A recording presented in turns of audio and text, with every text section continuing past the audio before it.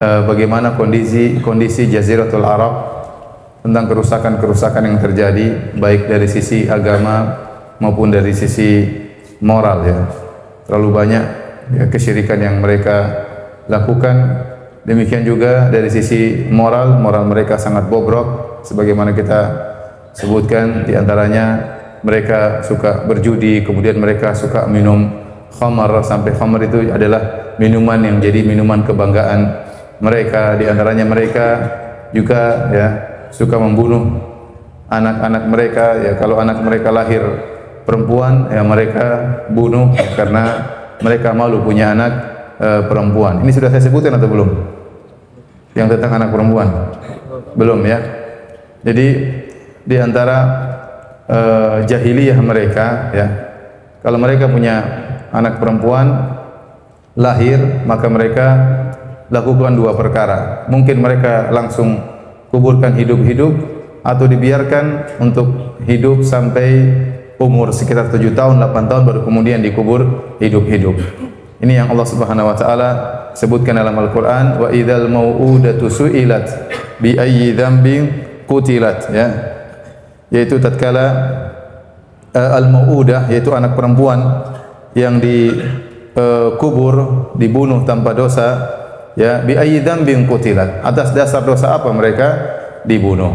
Allah Subhanahu wa taala juga sebutkan, wa idza busyira ahaduhum bil untha dhalla wajhuhu muswaddan wa huwa kadhim yatawara minal qaumi min su'i ma busyira bihi ayumsikuhu ala hunin am yadusuhu fit turab. Kalau diberi kabar kepada mereka bahwasanya anaknya adalah anak wanita, maka wajah mereka pun ya marah ya, kemudian malu ya. Yatawaru minal qaumi min su'i ma busyira bihi, maka dia pun sembunyi dari kaumnya. Begitu buruk kabar yang dia dengar, ternyata anaknya perempuan. Ayumsikuhu ala hunin am yadusuhu fit turab. Apakah anak ini dibiarkan hidup sampai umur 7-8 tahun baru kemudian dibunuh, ataukah sekarang langsung dibunuh? Cuma dua pilihan, dibunuh langsung atau ditunda dikuburkan hidup-hidup setelah umur 7 atau 8 tahun. Ini kebiasaan buruk yang sempat beredar di sebagian kabilah Arab. Tidak semua kabilah Arab, tapi sebagian kabilah Arab. Konon ya timbulnya kebiasaan ini dikarenakan ada perseteruan di antara dua kabilah. Lantas salah satu kabilah kalah, kemudian anak perempuan dari kepala sukunya ditawan oleh kabilah yang lain. Kemudian hiduplah anak perempuan dari kepala suku ini di kabilah yang lain. Akhirnya suatu hari kepala suku ini ingin menebus anaknya, menebus putrinya. Ternyata putrinya tidak mau ditebus. Rupanya dia sudah jatuh cinta kepada salah seorang dari kabilah musuh tersebut. Maka sejak itu kemudian ayahnya sang kepala suku bersumpah, kalau saya punya anak perempuan lagi akan saya bunuh. Sehingga akhirnya setiap dia punya anak perempuan dia bunuh. Setiap dia punya anak perempuan dia bunuh, karena dia jengkel kepada putrinya yang tadi dianggap berkhianat. Maka jadilah ini sebagai kebiasaan di kalangan sebagian kabilah di Jazirah Arab.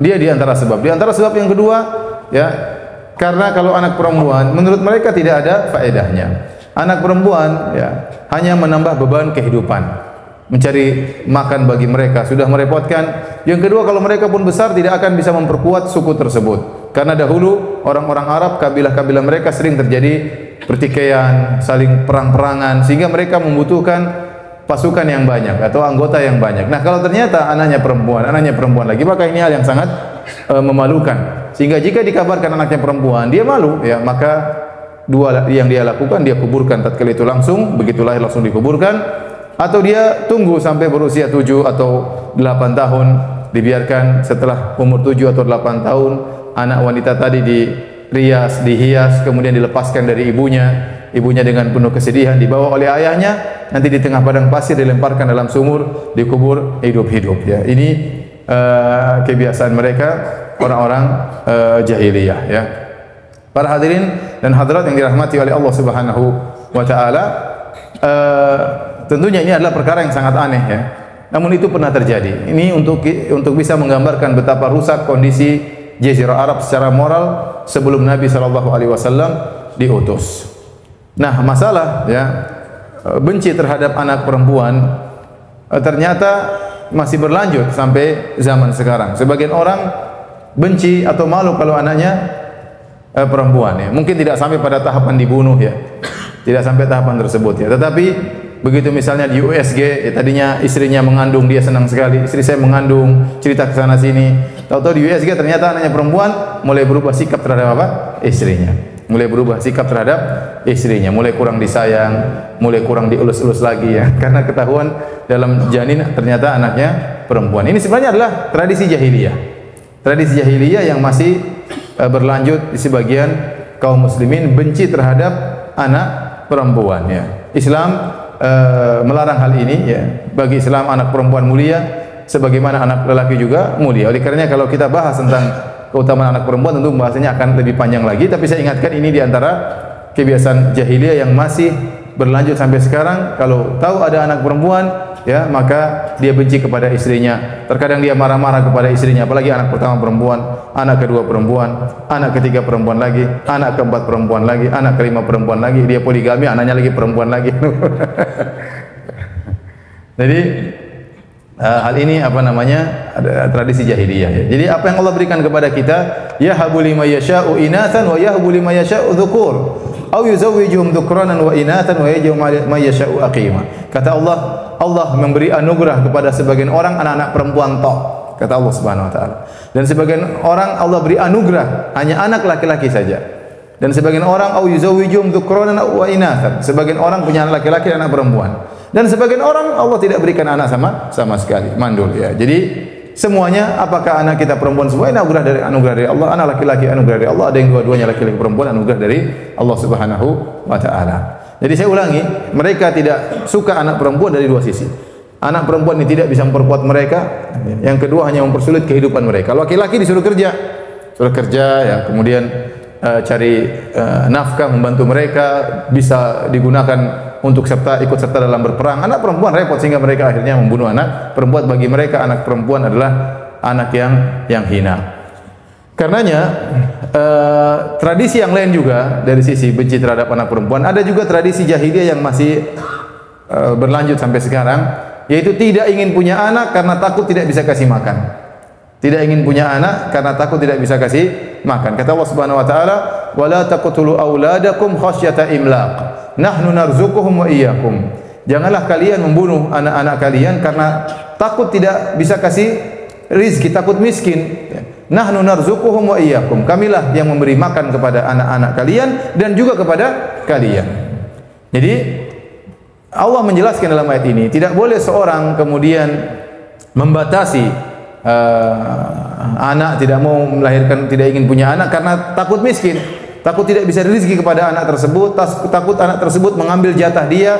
Maka ini adalah kebiasaan jahiliyah, kebiasaan jahiliyah. Maka jika ada di antara kita yang kemudian tidak mau punya anak banyak, sebabnya karena takut tidak bisa kasih makan, itu adat jahiliyah, bentuk suudzon, berburuk sangka kepada Allah Subhanahu wa taala. Tapi beda misalnya dia ingin mengatur kelahiran atau menjarangkan kelahiran dengan sebab yang lain, bukan karena takut tidak bisa kasih makan, maka itu lain perkara. Tapi pembicaraan kita tentang orang yang tidak mau punya anak banyak ya karena takut tidak bisa kasih makan ya, maka itu adalah bentuk berburuk sangka kepada Allah Subhanahu wa taala, dan itulah adat jahiliyah ya. Dan kalau antum ke Eropa, ya antum akan lihat ya perbedaan antara orang Islam dengan orang-orang Eropa ya. Orang-orang Islam ya, misalnya saya pergi ke, misalnya taruhlah ke Amsterdam atau ke Australia, ya orang-orang Indonesia, orang-orang Islam, masya Allah anaknya banyak ya, anaknya banyak ya. Mereka berjalan bawa anak 2, 3, 4 ya, kemudian dorong pakai kereta bayi, dalam mobil anaknya rame-rame. Beda dengan orang-orang non-muslim. Orang-orang non-muslim ya, tidak ada anak yang dibawa ya, yang dibawa anjing, yang dibawa apa? Anjing ya. Jadi hampir-hampir mereka, banyak di antara mereka tidak mau nikah, banyak di antara mereka tidak mau nikah, banyak di antara mereka sudah menikah tidak mau punya anak ya. Kenapa? Ada bentuk ya anak itu merepotkan, kemudian nanti kalau sudah besar tidak tahu berterima kasih, durhaka dan macam-macam ya. Adapun orang-orang Islam ya banyak mereka punya anak, bahkan di negara-negara Eropa mereka punya anak, populasi mereka cepat sekali tumbuh dan berkembang karena mereka husnudzon kepada Allah Subhanahu wa taala. Meskipun mereka tinggal di negara non muslim dan mereka minoritas, punya anak banyak enggak ada masalah, toh rezeki tetap berjalan, rezeki tetap berjalan. Makanya benar pepatah orang, banyak anak banyak rezeki. Banyak anak banyak rezeki itu benar, karena setiap anak sudah dijamin rezekinya oleh Allah Subhanahu wa taala. Saya bertanya kepada para hadirin Bapak-bapak sekalian. Coba kita bandingkan kondisi kita tatkala kita masih belum punya anak dengan setelah punya anak. Lebih banyak rezeki kita tatkala masih bujangan atau setelah punya anak? Terus coba bandingkan lagi. Waktu punya anak 2 dengan punya anak 5, ya. Rezekinya lebih banyak mana? Punya anak 2 atau punya anak 5? 5. Benar atau tidak? Benar. Maka benar kaidah tersebut, banyak anak banyak rezeki. Allah yang berfirman, "Nahnu narzuquhum wa iyyakum." Kami yang beri rezeki kepada mereka, yaitu anak-anak dan juga kepada kalian. Karena kita punya anak, Allah akan beri rezeki melalui kita. Tentunya kita harus berusaha. Kita harus berusaha, ya. Jadi banyak anak banyak rezeki. Saya tidak bilang banyak istri banyak rezeki, ya. Itu kaidah lain, ya. Kaidah yang sedang saya bahas, banyak anak banyak rezeki, dalilnya jelas dalam Al-Quran. Makanya kalau ada orang yang kemudian protes, ya, istrinya punya anak perempuan kemudian dia marah-marah, kita bilang itu adat jahiliyah, ya. Kemudian perempuan kenapa disalahkan? Kalau dia punya anak perempuan yang diomelin istrinya, punya sikap berubah terhadap istrinya. Istrinya tidak punya salah sama sekali. Dia hanyalah sawah atau ladang yang ditanam oleh sang suami, yang taruh bibit suami. Kemudian suami yang taruh bibit, suami yang nyiram, tahu-tahu keluarnya perempuan yang dimarahin ladang dan sawahnya. Ini salah, ya. Bibitnya berarti yang bermasalah, bukan apa? Bukan ladang dan sawahnya. Ini terkadang sebagian laki tidak logis tatkala dia lihat anaknya perempuan, seakan-akan istrinya yang merupakan sumber kesalahan. Baik, hadirin dan hadirat yang dirahmati oleh Subhanahu wa taala, di antara kerusakan moral mereka, mudah sekali mereka terjadi peperangan, mudah sekali di antara mereka terjadi peperangan. Sampai ada suatu peperangan namanya Harbul Basus. Harbul Basus ini peperangan yang terjadi di antara dua kabilah, bertahun-tahun, puluhan tahun, ribuan orang tewas dalam peperangan tersebut, korban peperangan tersebut sebabnya gara-gara seekor onta. Gara-gara seekor onta yang disebut dengan Al-Basus, ya. Jadi onta tersebut, ya, kemudian dibunuh oleh salah seorang dari kabilah yang lain. Akhirnya pemilik onta, seorang wanita, pun marah, lapor kepada kabilah satunya, kabilah dia. Akhirnya terjadi peperangan, perang saudara puluhan tahun dan memakan korban ribuan orang gara-gara seekor onta, ya.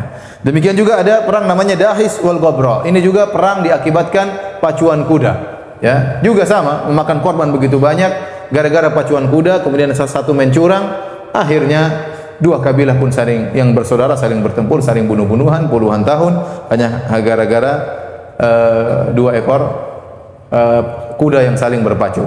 Jadi ini adalah hal-hal yang konyol yang menunjukkan mereka sangat mudah naik pitam sampai akhirnya bunuh-bunuhan di antara mereka, perang-perangan gara-gara hal yang sepele. Ini menunjukkan rusaknya moral mereka.